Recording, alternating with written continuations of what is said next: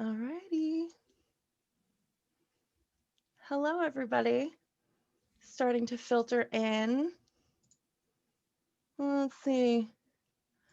We're just gonna take a few minutes or moments, I guess, to make sure that everyone is here. So if you are on top of things, go ahead and grab your tea or beverage of choice. Get cozy while we wait for the rest of this people to filter in.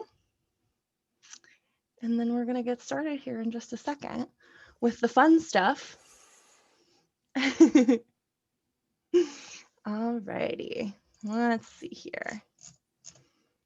I think I'm going to go ahead and get going. So welcome, everyone, for coming in, for tuning into our little virtual world, a little virtual room here. My name is Allie. And I will be making sure the cogs run this evening. Welcome or welcome back. I am so excited to be introducing Dr. Kumar Mehta, Gabe Jaramillo, and Kristine Lilly here to discuss Dr. Mehta's book, The Exceptionals. So before we get into the fun stuff, I just want to really quickly thank you all so much for tuning in and, of course, for buying books. Your guys' support really is what keeps us going, and we really love what we do. So if you guys also love what we do, come in, swing by. We are open. The snow is finally leaving, though, maybe we'll miss it like a little bit, but at least the store is actually open now. So come on in, come grab books. And if you're not local, we do ship. Shipping is $3.50 for the first book and like $1 after that for every next book that you buy, and you get to support USPS too, which is like a little added bonus. I will be linking books in the chat all night. So it'll be really easy to head over and find them. And while you're over on our website, I definitely recommend checking out some of the other things that we've got coming up in the bookstore. We've got a really exciting events list coming up in the near future. We have something going on. I think in the next couple of weeks, we're slowing down with events just a little bit, but often we have something going on like 5 nights a week. So come on in, come check out what we've got going on. It's been really, really fun. And you can see me making this speech like very nearly identically every night. So while you are also over there, I definitely recommend signing up for our newsletter. It's just a once a week email. We're not going to spam you. It just kind of updates you on whatever we've got going on in the bookstore. And of course, you can follow us on any of the major social media platforms. We even have TikTok, and we are at Third Place Books. It's just the fun, quick updates and, silly book recommendations, and we have a really good time with it. So I definitely recommend checking those out. So we are here for about an hour, and towards the end, we will be taking questions. So if you have any questions, which I very, very much hope that you do, go ahead and throw those into the Q&A box. They will be down at the bottom or up at the top, depending on what kind of device you are on. We also have a chat, which is different than the Q&A, but which I also hope that you use. So hop in chat. Say hello, let us know where you're from, connect with each other. We love to see that. But definitely when it comes to questions, throw those in the Q&A box just so that I can find them easily when we get to that point in the discussion. And then I think that is all of the housekeeping that I have for you. So without further ado, Dr. Kumar Mehta is the author of #1 bestseller, The Innovation Biome. He serves as a senior research fellow at the Center for the Digital Future at the University of Southern California, and as treasurer for the Committee of Children, a global nonprofit dedicated to fostering children's safety and well-being through social emotional learning and development. His newest book, The Exceptionals, draws on extensive research with Olympic athletes, Nobel laureates, and world-renowned musicians to explore the ways you might um, emulate their behaviors to advance yourself from good to great and from outstanding to elite. And I pass you off now to him to introduce our other guest for the evening. So off to you. All right, thank you. Thanks to Third Place Books for hosting this event. Much appreciated, and thanks to everybody who's joined in. Again, much appreciated. I know that depending on what part of the country you're from, it could be pretty late. Both my guests, Kristine and Gabe, are on Boston time, and Kristine is not going to let us forget it with that big clock she has on her wall. Uh, but I'm really thrilled to have them both here. Uh, as we just mentioned, we're going to talk about my book, The Exceptionals, that was just released a couple of weeks ago. I've been researching some of the most exceptional people in the world from all walks of life to understand what makes them so special. And what I learned is that there are certain common elements that people share in different fields. Tiger Woods, for example, has a lot more in common with someone who won a Nobel Prize in physics than he has with maybe some aspiring professional golfers. So the book discusses what these elements are and how you can bring them to your life so you can maximize your physical, mental, and social potential that's available to you so that you can become exceptional. But most importantly, I'm thrilled to have two exceptional guests with me today. And they're going to share their stories and their thoughts on what it takes to become exceptional. So just in the order that I have here on the screen, Kristine Lilly.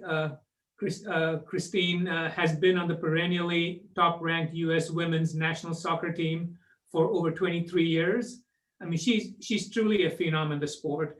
She's the most capped soccer player in history and has represented the U.S. in 354 matches, far more than any other player in the world, male or female. Kristine has played in 5 World Cups and 3 Olympic Games, winning 2 gold medals and 2 World Championships. Kristine was inducted in the U.S. Olympic Hall of Fame in 2012 and the U.S. Soccer Hall of Fame in 2014. And if that's not enough, before that, she spent 4 years at the University of North Carolina, and she won an NCAA title in each of her 4 years. So she has 4 NCAA titles. After retirement, she didn't retire. She's an expert on teamwork and is the co-author of Powerhouse: Teamwork Tactics that Build Excellence and Unrivaled Success. And for the past 10 years, she's been running the Team for a Soccer Academy with former teammates Mia Hamm and Tisha Venturini. They travel together teaching and empowering girls through the game of soccer. So thank you, Kristine. Really thrilled to have you here. Thank you, Kumar. Nice to be here. And Gabe Jaramillo is a legend in tennis.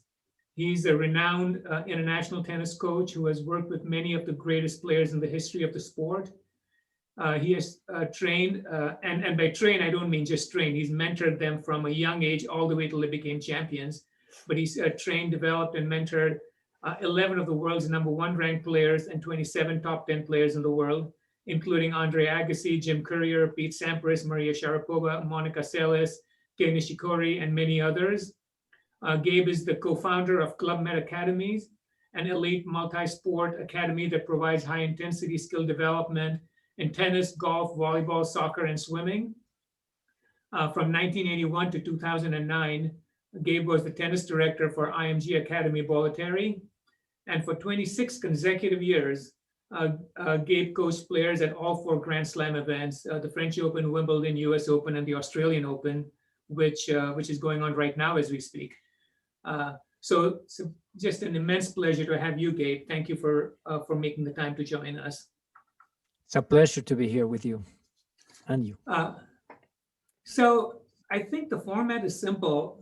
I'm going to keep quiet and let the 2 experts do most of the talking. But basically, I just want to touch on a few traits that I've written about in the book. And then they're all supported by research. And Gabe, from a coach's perspective, and Kristine, from a player's perspective, can add their thoughts. But the one thing I've learned is that the most exceptional people are focused on the future. They set a single goal and stay committed to it for years and sometimes for decades. They don't waver. They don't have a plan B. They're 100% focused on achieving their goal. They know how to sacrifice short-term goals along the way to achieve their long-term goals. And I'd like to hear your thoughts.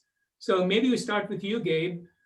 You've seen many young, talented, promising players, and you've seen them when they were little kids, 8, 9, 10, 11 years old. Can you share your thoughts on this topic?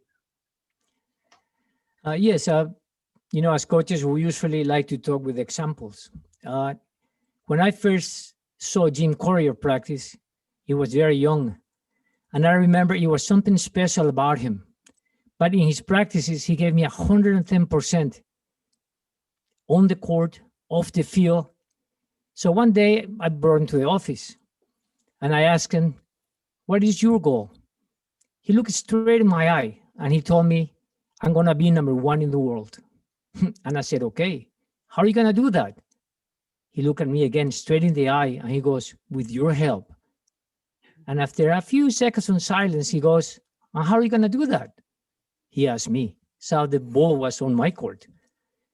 So that question became stuck in my mind. I spent the rest of the evening devising a plan to ensure Jim's success. I met him in my office the next day, and I told him that I was ready to put a plan together. And I told him this is a type of a plan that is very useful in Olympic sports, but it has never been used in tennis before. I asked him, "Are you willing to follow the plan?" But I told him, "You have to follow the plan to a T." And he goes, "I am so ready."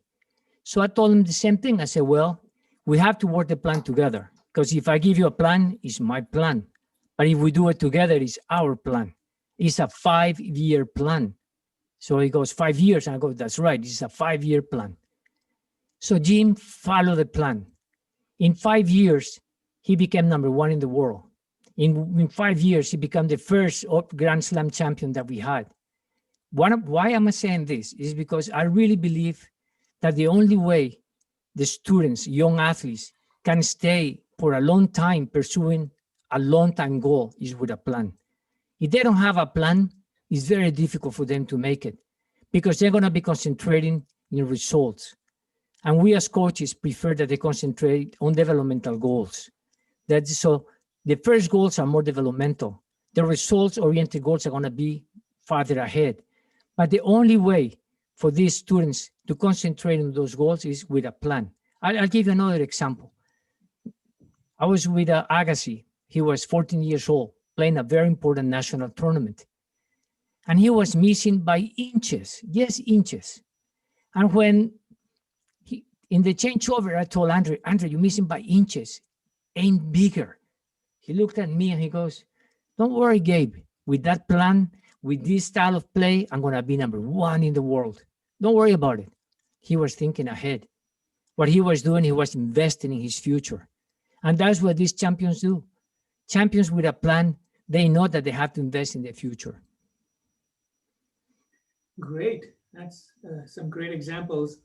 Kristine, would love to hear your thoughts and how things played out for you. Did you kind of have similar plans, and how did it work for your career? Yeah, well, I think if you look at my life when I was younger, so say 10, 12, we're talking for women's soccer, there was no World Cup, there was no Olympics. So in my future, I also played baseball growing up. So what I wanted to be when I was 10 or 12, I wanted to be a second baseman for the New York Yankees. So that's an example of just having a dream. So the only dream I could see was, a baseball team out there. They didn't have women's soccer. So then fast forward a little bit and you get to the high school level where I started to dominate playing with the girls. I grew up playing with the boys and I started to dominate that. And then we started to realize that I had some talent and I tried out for different teams, but I never really had an ultimate goal. I had to play baseball for the New York Yankees. And the only other goal I remember as a young kid was to be in the Olympics. And at that time, there was no soccer. So I was just having that dream to be there. So I make the national team when I'm 16, a junior in high school. Still don't really know what it's all about because I've never seen the girls play. It was brand new in 1985. So it was all new. So really that vision to be the best soccer player or to win a World Cup or win an Olympics wasn't there for soccer. But in my mind, I wanted to be a gold medalist. So I make the national team. We have a World Cup in '91. And I think really for us, Gabe touched on it too, to have that vision, to have that goal. Our coach, Anson Dorrance of the national team back then, he wanted to be the best in the world. And everything he said to us was like, he kept telling us, we are the best, we're going to be the best. And so in our mind, we wanted to be best in the world. I didn't necessarily want to be the best player in the world. I wanted to be the best I could be to help my team to be the best in the world. So from that standpoint, that was always there. And then when we became world champions in the first World Cup in 1991, we're like, this is great. We love this feeling. We want to continue to do it over and over again. So when you talk to athletes that have won, they're like, yeah, that's great. Now our goal was to win over and over and over again and be on top of our game and be best in the world every time we competed in a big event, but also every time we stepped on the field, we wanted to win. So it wasn't, even though it was like practice game and some people were like, oh, I don't care. Our mentality as a national team and the culture of our team was to be the best every time we stepped on the field. So that goal was always present in our minds and to prove ourselves every time we stepped out there. So I think that's a great story. And I just want to add to what both of you said, is that, and maybe make it a little practical for people who are listening in. It's a simple life hack you can use for yourself or your teams. If you're a coach, maybe you want to share on you want to get your teams focused on long-term goals. And it occurred to me when Gabe was talking about Jim Courier, and as a teenager who said he has a 5-year plan to become number one in the world. The reason he was able to do that, research has shown, is because he was connected with himself in the future. His present self and his future self were connected deeply. And if you want to reach the future you want, then you need to make that connection. Most people don't have this bond. They view themselves in the future as maybe some kind of a distant relative. They don't really think of their future self as themselves in the future. And one way to build that connection is just a simple thing. Take your smartphone, download an aging app, and there's a whole bunch of them out there, and take a photograph of yourself and run it through this aging app. And in a few seconds, you'll see an older version of yourself. You'll see yourself older by 10, 20 years. And that image will be jarring. You'll look different, but you are going to look different 20 years from now. No matter who you are, what age you are, 20 years from now, you're going to look different than what you are today. Spend 3, 4, 5 minutes holding that phone, looking at your older self, looking at yourself in the future, and building that bond, building that connection. It's a simple exercise, but all the research in the area has shown that if you connect your present self with your future self, you'll start taking the steps today to create the future that you want. So that's just one example. Maybe another example, and this is even simpler, is if you have goals, the simplest way to achieve them is write them down. Again, studies have shown that you're almost twice as likely to achieve your goals just from the simple act of taking a pencil and a paper and writing them down. So I think that's great. Thanks again, Gabe and Kristine. But if I can make a short comment, I really believe that a lot of parents and a lot of athletes, they have these big dreams, but if they don't have a plan, it doesn't matter how big you dream. It doesn't matter how much you want it. If you don't have a real plan, you cannot make it. It's like building a house. If you don't have the plan to build a house, that house will collapse. And that's what I think that, especially talking about Olympic athletes, talking about, professional players that made it, because they had a very good, solid plan to support that dream. Great. Any other comments on this topic? No, I mean, you do have a plan, and I think you have the mentality, and obviously you've written about it in Exceptionals. You have to be exceptional. You have to be different than everybody else. And I think that's what sets the great ones from the good ones. Yeah. So now we're talking about talent. There's something different. Now we're talking about talent. And what's talent? Go ahead, share your thoughts on talent. No, I mean, that's where you talk about exceptional. To me, you could be excellent, but to be really, really, really good, you have to be extremely excellent. It's a difference between talent and potential. Yeah, I know a lot of talented players, many of them, but the potential is very different. And I think the eye of a good coach can determine what is the potential of that student. Well, how much can we be? Somebody with little potential, they will reach the level of talent very, very quickly. But somebody with a lot of potential, to develop the whole talent is going to take a long time. So when we talk about talent and potential, it's two different things now. Yeah.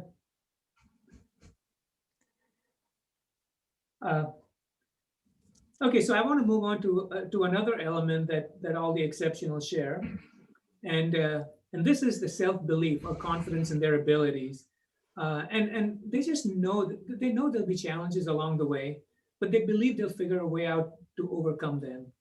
So maybe I start with you this time, Kristine. How do you keep believing in yourself and your ability, to stay at the highest level, and for as long as you played at the highest level, for over 20 years?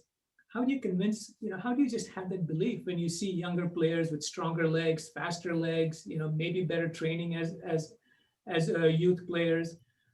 Can you talk a little bit and share your experiences? Yes, I mean, I think you have to start with believing in yourself, and I think that's the main goal. Personally, you have to have that belief, and then I think another element is you have to surround yourself with people that believe in you as well. You got to be around people that are going to support you and get you focused on the plan that you have in action. That Gabe's talking about, the plan. You need those people around you to help you make that plan happen. And then once you get to a point where the confidence is there, and I think the confidence is built by repetition of what you're doing. I mean, it's practice. It's going in over every day. It's training. It's training your body to do certain things. It's training your mind to do certain things. It's also dealing with adversities that come along. I mean, if we talk about the women's national team back in the late 80s, early 90s, we talk about a lot of adversity we had to go through. We had hand-me-down uniforms. We had hotel rooms that sometimes we were playing in Haiti and they turned off the electricity or the water at 8 o'clock at night just because that's what they had to do. And so we had to find a way to get through that. And through what ways we did that was through humor as well. So you have to be able to have all those elements, but that's over time and building it. And I think when you talked about the younger kids that come in, they have yet to have any kind of struggles per se at that highest level. So they're so green and they're so excited, and the emotions, the excitement just kind of keep them going. And then as you build as a player and become more of a veteran, it's just build on years of confidence of playing. And I remember being at a practice, and we were doing just crossing, and a person would play the ball out to you wide, and you just trap the ball, you take a touch and you cross it. And literally when they played the ball out to me, my trap was like perfect, and I took a touch and played it. And I remember a younger player behind me they were like, Lil, you never look flustered. You always look like this is just so easy. And I'm like, it's never been easy, but it's been work to get to that point to make it look like it. And I think the great players make it look easy. It's never that easy.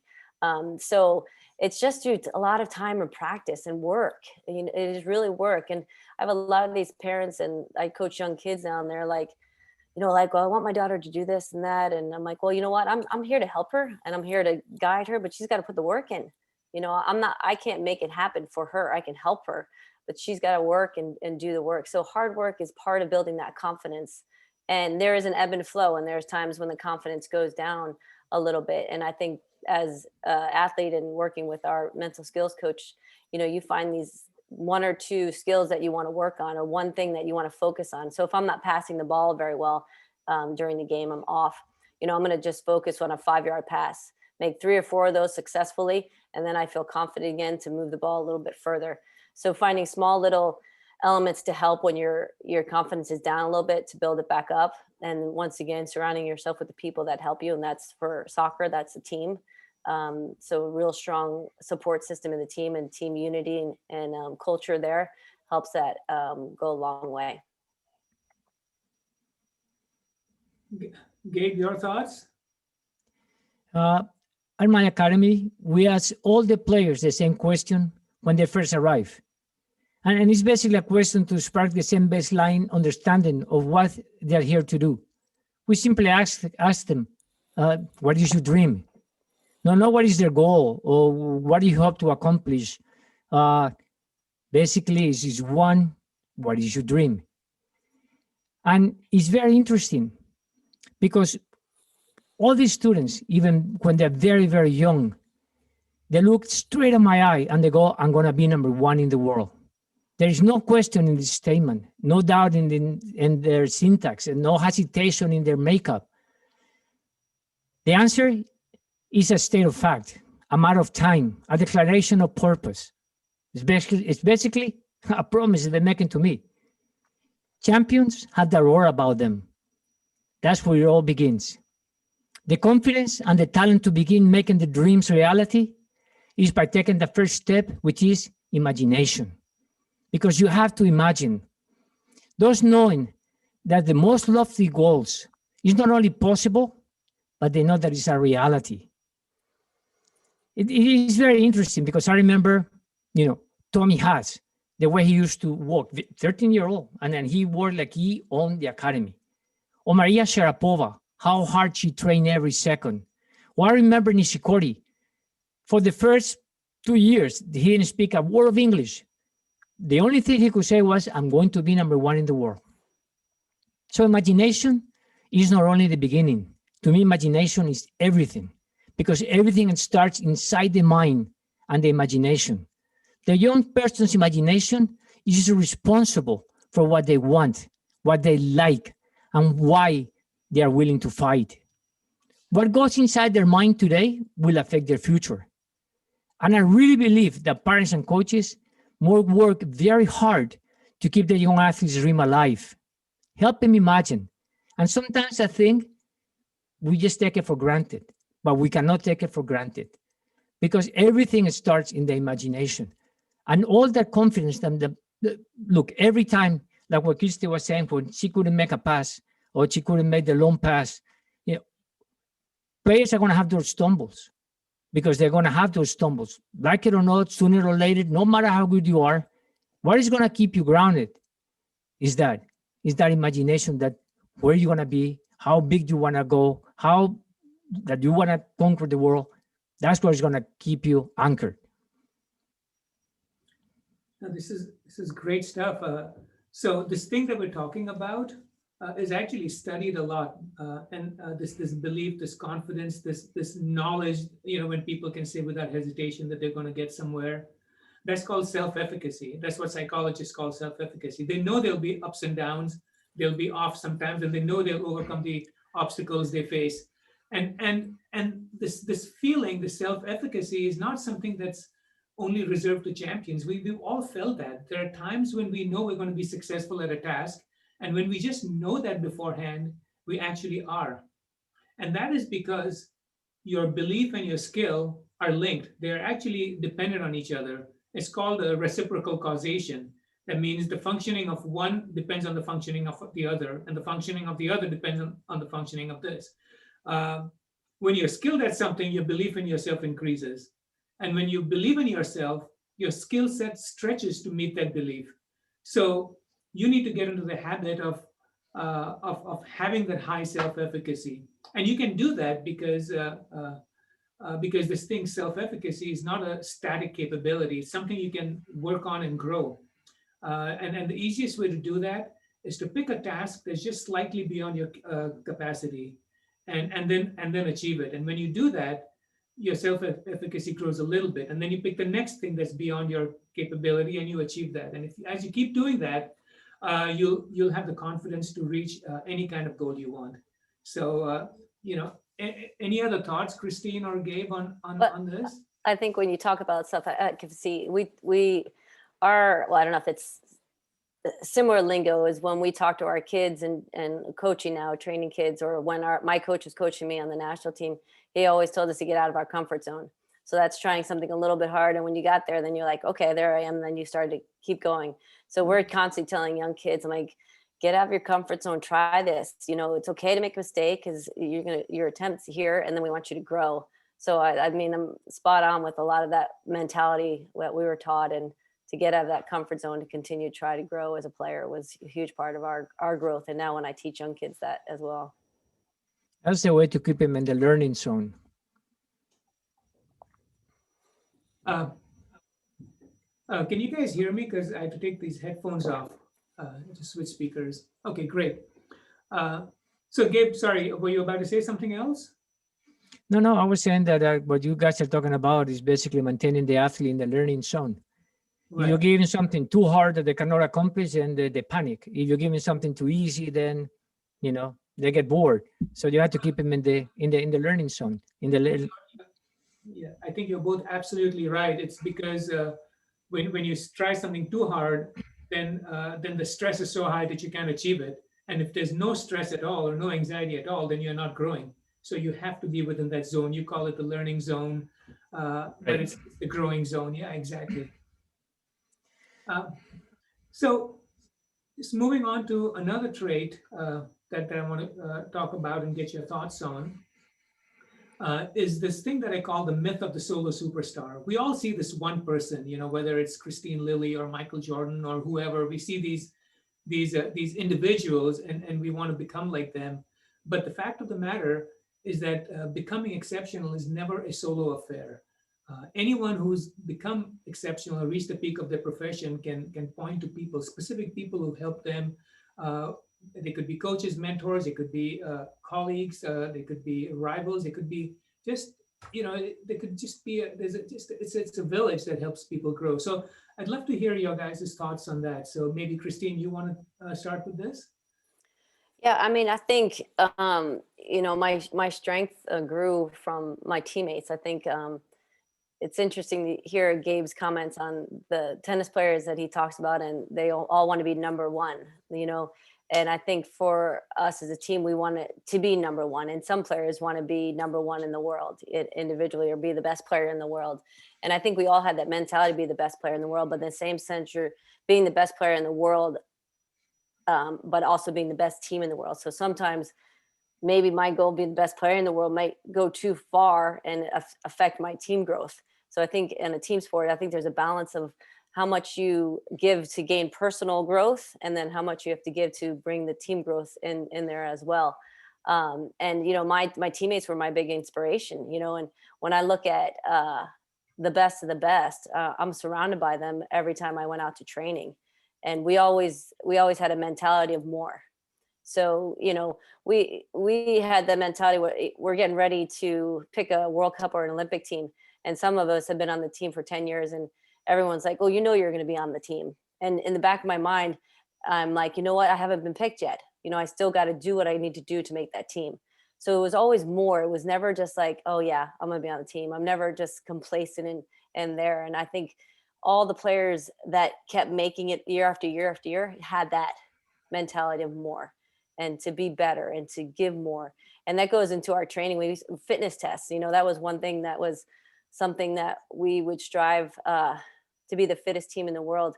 And I was one of the fittest players. So some players would run next to me because I knew if they could stick with me, they were going to make the fitness test. And some players that were struggling, we'd be the first off. If they had to run extra, we'd be right there with them. All right, well, I'm running with you to help you be better. And I think as that kind of mentality grew our team, and just made us stronger and more powerful, and obviously the best in the world.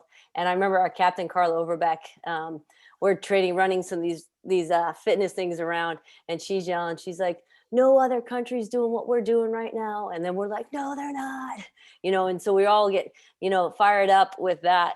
And then at one point we're on our last fitness, and Carla's like, let's do one more. And meanwhile, we're all like, but our captain spoke, and we did one more, and we killed it, so the mentality of being the best individual, we had it, but I think it was stronger as a team best than as an individual sport. And I think it's a little different in that sense. But it's something powerful to be a part of a group of people that all have the same mentality, all want to give more, and all are not complacent at all, and know they could be better. Because if I'm being better this day, I'm making my teammate better that day as well. And Gabe, you come from a different world. It's not tennis is an individual sport. So what is your perspective on what I call the myth of the solo superstar, on the effect of that other people have on creating someone exceptional? It takes a team to make a champion.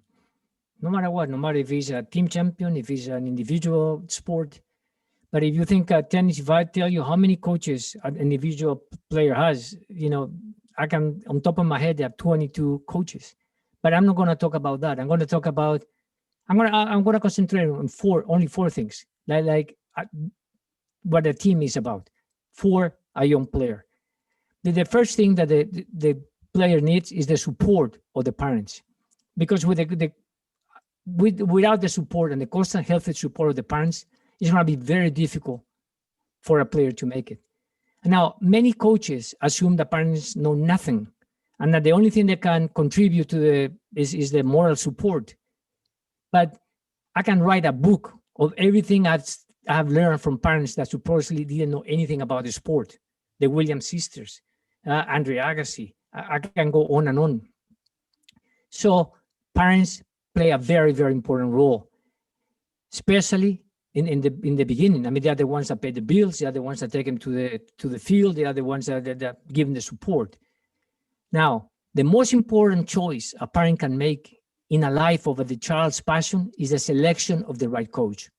No matter how good or experienced a coach is, they must believe in the child's talent and potential. Otherwise, the relationship will never work. Again, experience, ability count for nothing. In there if they don't have a real relationship, 100% commitment. To me, another very important part that the people don't talk very much about is the peers. Because the fellow athletes that you spar against, they are the ones that push you, they are the ones to help you. And the stronger that competition in-house is better for the young athlete. Another thing that for me is huge is environment. I understood from the start that leading with the culture was among the most essential and vital ingredients of a high-performance environment. Culture lives in shared behaviors, values, beliefs. We didn't have any written rules. Basically, you wouldn't find them in a piece of paper or in the wall, but they were there. They were engraved in our souls and driven by excellence.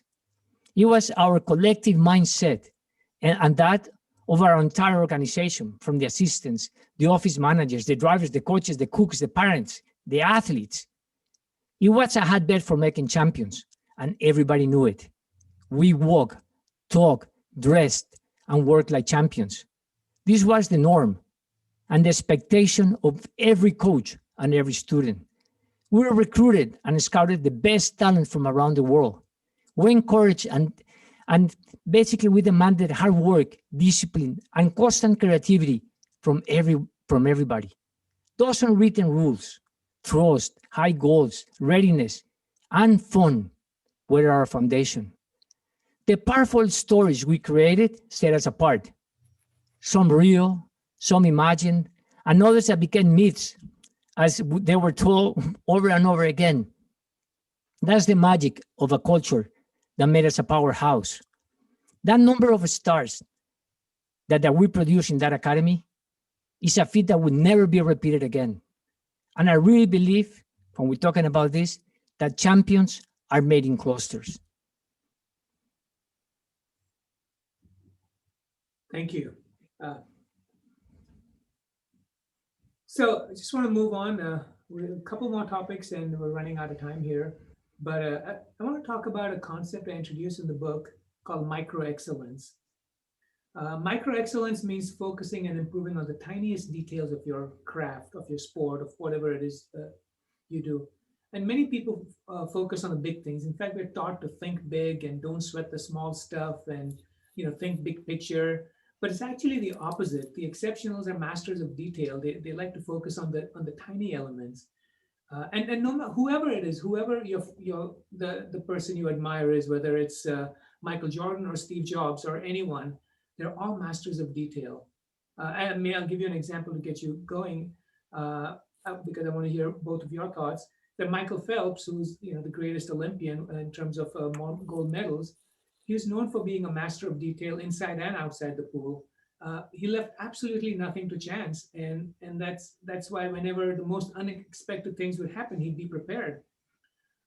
In fact, one time he won a gold medal while he was blind in the pool because water had clogged his goggles and he couldn't see a thing. But he knew every inch of the race. and he was able to swim by counting his strokes. So he knew when to turn and when to finish, just without being able to see a thing. And the only reason he could do that is because he was just so focused on details. And I just love to hear your examples on this. Kristine, were you the same way in terms of focusing on the little things? Yeah, I mean, I think every elite athlete is, and coach and team. And I think, you brought up some examples that triggered a couple things.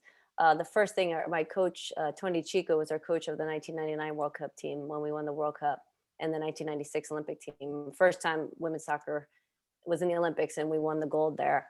And Tony used to have our practices where we train and we would be up a goal. And then, we'd have organizing ourselves in practice during that. And then he'd change it over the next 15 minutes, you're down a goal. So we're trying to figure out a way, to come back and win. And those scenarios were done. And, as players, you're going through it. Okay. And then what he was doing was preparing us for these things that happen in the big events, in World Cups, when we would be down a goal, we wouldn't be freaking out if there was 15 minutes left, because we've been there before. We know what we need to do. So those are the small details that happens with some of the examples of the coaching. And then also as a player, everything you do matters, not only for yourself, but to your teammates. So if I'm walking into practice and I'm, down and groggy, that's going to affect my teammates. And I remember I had a teammate when I was playing professionally, and she was one of our backup goalkeepers. Never stepped on the field at all. When she would come every morning she'd come into the locker room and she'd be like, hey, all happy. And I was not a morning person. So I was like, oh, hey Slater. But she's changed the dynamic of the atmosphere, and it mattered. It mattered what she did there. And I always tell that story because it made such a difference, and it changed how I present myself as well. And I think as players, you get ready for a game in your own way. Your team, the coach is taking care of the team meeting. We know where we need to be in positioning. We know to where on free kicks, this and that.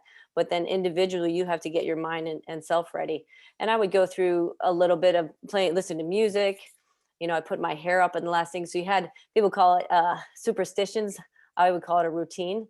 And I remember just right before the whistle would blow, I would do 3 jump headers, and it would get my legs, the nerves out, and get me ready. So there's always little things that players are doing to make sure they're ready to step on that field or that court or in that pool, to be able to conquer and win that game. So a lot of elements, and there was, others that teammates would do for me. But every little thing matters. No matter what you do, you have an impact on yourself and your team and how you prepare and present yourself each day. And Gabe, do you have examples of your players, in your years of coaching about, can you tell certain people are just focused on details? All of them did. What is interesting is, since they're very young, they are in charge of their own progress. They are in charge of their own workouts. They don't just have it on the coach's hand. They also take pride and charge. But I remember, for example, what is very interesting is how methodical they are to the sequence. For example, the order. They know that they have to work on the fundamentals, and they have to be very, very solid in the fundamentals to be able to move to the next step. So the first thing they did is they make sure that they had that order, the fundamentals first. The adjustments came second, because it's very important in a career of any. Adjustments are like little detours to the plan. Basically, if the player doesn't need adjustments, there is something wrong, because all of them need small changes that they are constant and vital. Then prioritizing, because the players need to know, what am I working on first? Am I working on my deficiencies? Am I working on my strengths? So these are parts that they need to know, they need to understand it. Okay, so this part to me is like put it this way: prioritizing is reactive.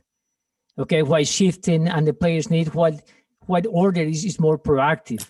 And as a principle, specificity is more about organizing increasingly narrow goals to improve all the aspects of the game. Monica Seles, since she was little, wanted to be number 1 in the world. She knew she was going to do that by playing closer to the line.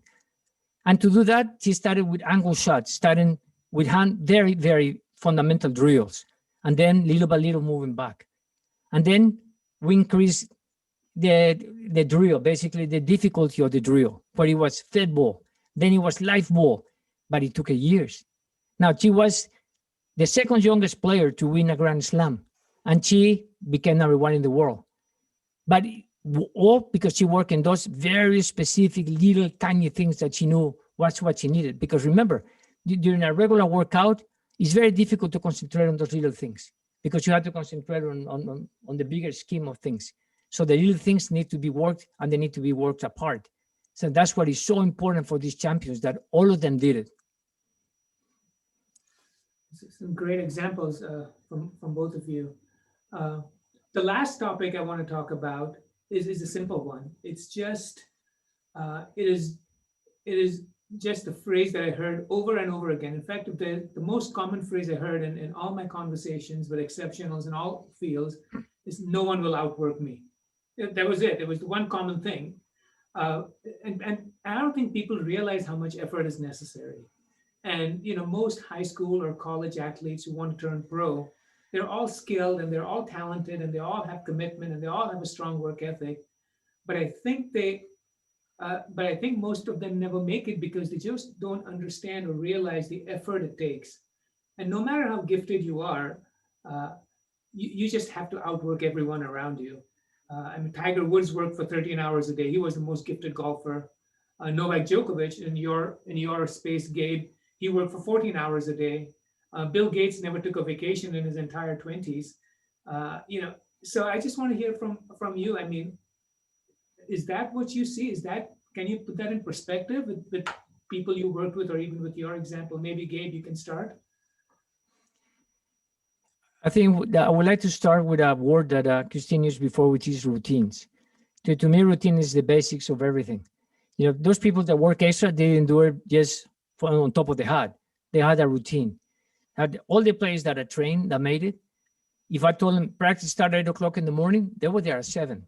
I intend to be there at 7, but they were there at 7. And at 7 o'clock, they were making sure their equipment was ready and they were warming up. At 8 o'clock, they were hitting balls. They didn't want to waste a second. All those same players had different routines. For example, I had Federer during the Miami Open, number 1 in the world, best player in the world. Their routine was perfect. Some routines, I took it for granted. All of them had to have it. But during practices, for example, the way he ate, during practice, the way he drank, the time he took his rest, it was all routines. And at the end of the day, all these players had the routine. Some of them work on the serve, some of them work on the put away forehands, but it was part of the routine. And as a part of that routine, they work a lot longer hours than anybody else. But it wasn't on top of the head that they decided need to work more. No, it was part of the very planned routine regiment. Kristine, your thoughts on the intense effort required? Yeah, I think, obviously the ones that make it are no one's working harder than them. And I think we look at that statement in two ways, the effort you're putting out there. And I think a lot of young people and parents are like, oh, well, what does my kid need to do? She's practicing here, and then she's doing this, and then she's have a private lesson here. And I'm thinking that's just too much. So I always tell the players, you got a 2-hour practice window, you put the effort in that 2 hours. That's where you train and put your effort in. It's not if you have that 2-hour practice and then you practice for an hour and then another hour, and that's not quality training, then it's not, helpful. So, our game with soccer, you have to be fit. So our measure of, work on that sense, besides your touch on the ball, that's another element, the training of their specific skills. But you have to be fit. You have to be able to run. If you don't run, you can't play on the soccer field. You can't last 90 minutes. We get 3 subs and in a game. And so if you want to be able to stay out there, you got to be 90-minute fit. So our training we were always outworking everybody. And if you didn't, you lose that respect of your teammates immediately. So in that team's concept of working hard, you wanted to make sure you weren't letting your teammates down and you were fit and you were ready to go. And then your specific training skills. I grew up at a time when we didn't have any trainers. We didn't have a league to play in. And I grew up, when I was on the team, when I was in high school and college, I would go to my field house in my high school and I would spend an hour and I would just kick the ball against the wall. Basic stuff, inside the foot, both feet, laces. Then I'd work on receiving the ball. I'd work on some volleys, anything I could do that the wall was my personal trainer. I did that. So that's where you're walking. That's where you're talking about people weren't outworking us because no one else was doing that, you know, except my other teammates that were making the national team with me. So that element is so important. But it's also, I think, is what you're putting in that time. Training for 8 hours in soccer, that wasn't really going to happen. But if you had 3 hours, 2 hours, and another 2 hour window, you were getting the best you could give in those 2 hour blocks. And that's what was making players better. And no one was going to outwork us. Great. Any closing thoughts from either of you before maybe we take a couple of questions from the listeners? Yeah, Gabe, can you teach me a little bit for my forehand? Yeah, it'll be a pleasure. He's got to do some running drills for you first. I need a lot of help though. Oh, you are a great athlete, so it should be very easy.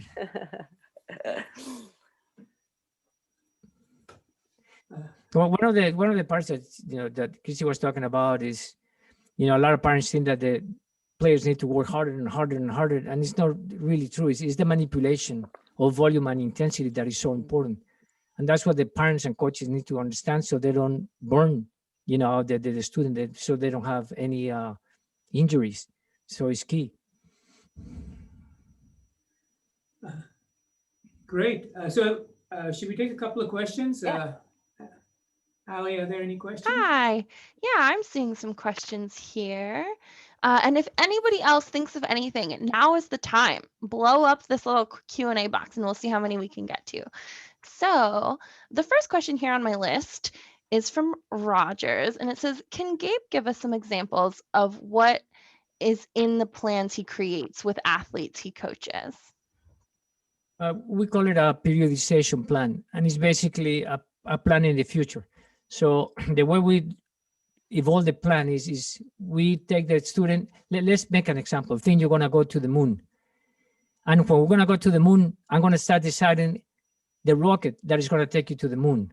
But I'm going to design it from what the rocket needs, not what you have right now, not the type of vehicle that you have right now, but the type of vehicle you're going to need when you get to the moon. And from there, I move back. So for example, with Nishikori or with Agassi, with them, I told them at 18 years old, you had to be playing the US Open. So by then you had to be 80 in the world. Now, right there was a result oriented. At 17, it was also result oriented. You had to be 200 in the world. At 16, it was more, this is the type of game you need to be playing. This is what you had to be doing. So basically it's one step at a time. But if any parent is listening to me out there, you need a plan. And make sure your coach has a plan. Because if you don't have a plan, you're wasting your time.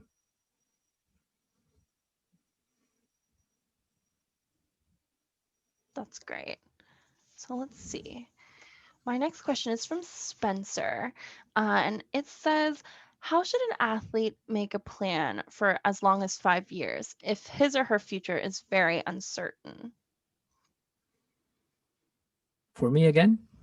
I think it's just in general. I think if anybody has thoughts, a lot of these aren't directed towards any in particular person. So, Yeah. If anyone knows, if anyone has a suggestion, I think. Well, I mean, for you. Gabe's talking about plan. You need a plan, you need goal, and we all don't. There's no guarantee with it. There's just what you have to put into it. And obviously, my goal when I was 10 was to be in the Olympics. I didn't know what was going to take place from that thought process to where I got to. But you had to have that plan. You had to have that vision to see that. And I think there's obstacles that come along that, could alter it. I know there's some players that were on the national team for a couple of years and make a trip and were off the team for 2 and then got back on it. So there's just different things that could alter your plan or your goal. And you have to be able to understand that and deal with adversity, push through, find the support system that can help you through that, a coach, teammates, friends, parents that are going to help that and continue on. So, I mean, you always have to have that big goal and then obviously these short goals that are going to help you get there. So like we talked about earlier, You know, if you're trying something, if you're getting out of the comfort, if you're at the learning or comfort zone, and then you try something too hard, and you can't do it, you're going to be blah. But if you're easy, you're not going to be able to sustain that, 'cause you'll be bored. So you have to be able to grow in those instances and deal with adversities and push through. And no one's guaranteed anything, but your efforts, part of it, have a support system to get you there, and making sure you have that dream to what you're shooting for. So to me, developmental goals are very important, because if they have those developmental goals, they are goals that they can be hitting. There are a lot of times the problem is that even the parents, they expect results right away. When the players start looking for those results, they start playing with fear, and fear is the biggest killer of talent. So first, we concentrate on developmental goals and one step at a time until we get to the result-oriented goals.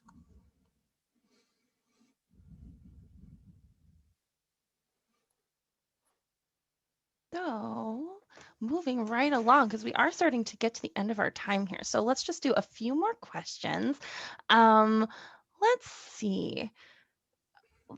This person says, do you think players are successful because they work 14 hours a day, or do they work 14 hours a day because they simply love the sport? Are you saying players need to work harder, or that they need to love what they do so that it isn't really work? That's a loaded question. Well, I think first off, you got to love what you do. If you're not going to love what you do, you're not going to spend 2 hours out there, let alone 14 hours. So I think you got to love what you do. You have to have the desire and passion for it. And I'm talking soccer, 14 hours playing soccer, you're going to get burnt out. There's no way that would last. So I think it's working hard in the time you have, like we talked about earlier, and then having love and passion for what you're doing. And that's going to make that feel not as much like a job from a player's perspective. If I can add to that, is volume is important. Volume is the amount of work that you put in. The more volume the student puts in, the better he's going to play. The better he plays, he's going to like it. The more he likes it, the more passion he's going to have for the sport. And it's like a snowball. So volume is a key component. And then the more they play, the better they're going to play, the more they're going to enjoy it. And it's just a little snowball. But that volume is sacred.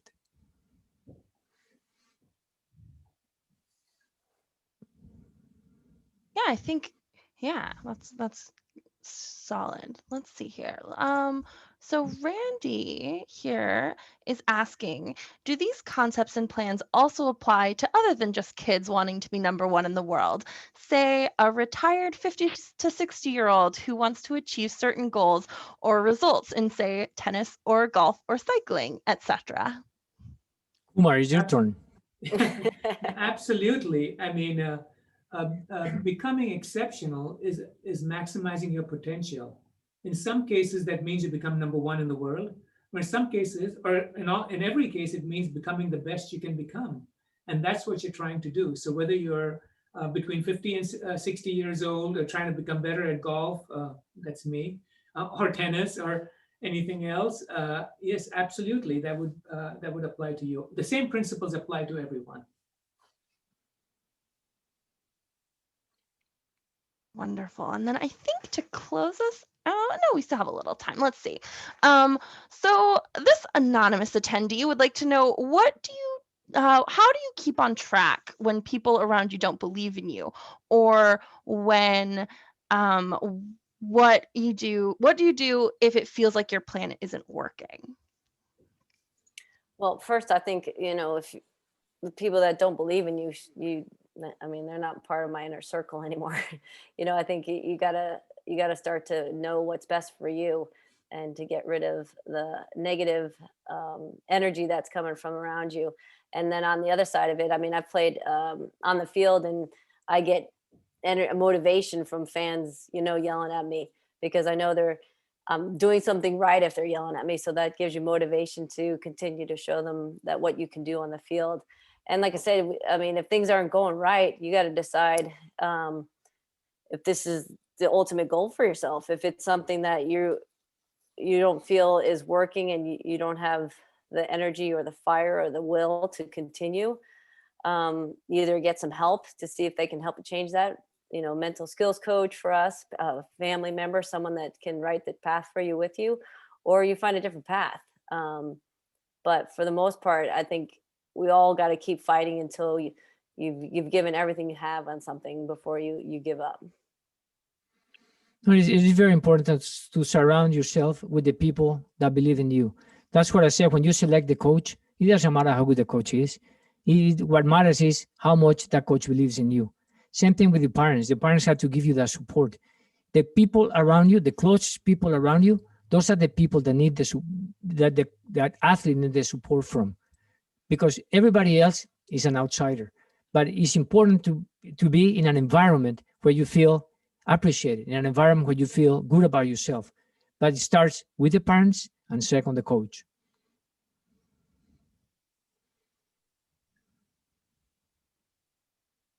All right. So a question here is from Uday, and they're asking, does geography matter?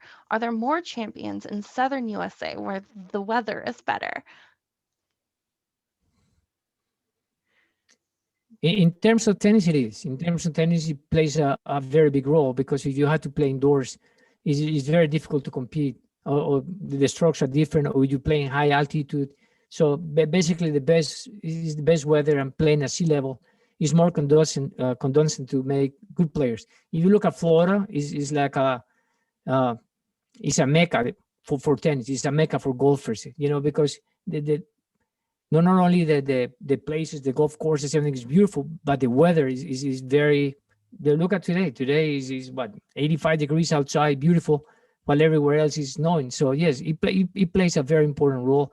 And parents with students that are moving up in the rankings, they have to be thinking, because if they live in Boston, New York, New Jersey, very difficult to make it. They have to be thinking that they have to move on. As for soccer, I mean, they always say the East Coast players are tougher. California players are a little. Everything's perfect in California, so we used to beat them up. But I mean, we train in the warmer weather. Where our whole training for 96, 99 Olympics and World Cup, we trained in Florida, and for us it was great because we always trained in the heat of the summer was our game, so it was like 90 degrees. So we wanted to be in that atmosphere, so we were ready for anything that could possibly take place for us. So I enjoyed being in Florida. I wish I was there right now. You're welcome. Thank you, Gabe. We have a soccer academy. So you're more than welcome to come. I know you do. I know. I guess. I know. So I'm looking at the time, and so as we close out the evening, I always like to ask, what is everyone working on? Is there something that we should look out for from everybody in the coming few months, year, etc.? Well, I mean, I recently wrote a book, Powerhouse, which Kumar talked about, and I constantly travel around and do public speaking engagements. And it's a book about teamwork and helping organizations and teams be more successful. And the other thing, I do Team First Soccer Academy camps, which I travel around with former teammates, Mia and Tish. And we empower girls and boys through the game of soccer and have some fun doing it. So those are my two things that I've been focusing on for a while. And for me, I just wrote a book that should be published soon. It's called Advantage, but it's more oriented towards parents. I think there are a lot of books for coaches, there are a lot of books for athletes, but not enough books for parents. And parents today, they're taking more of a role in the development of a high-performing athletes. So I think any type of material that we can give the parents, that we can help them, I think it's going to help to produce a lot more champions. And Kumar? And for me, I just published my book, The Exceptionals. So I'm just kind of in the middle of the launch. But what I'm going to continue to do is continue to work with people from all walks of life, primarily athletes, but athletes, parents, coaches, and just help bring the science of sustained excellence and the knowledge that's required from all of the research I've done over the past couple of years to as many people that can benefit from it. So that's my focus. So I know we're winding up here, so I just sincerely want to thank Kristine and Gabe for their time. It's pretty late on the East Coast.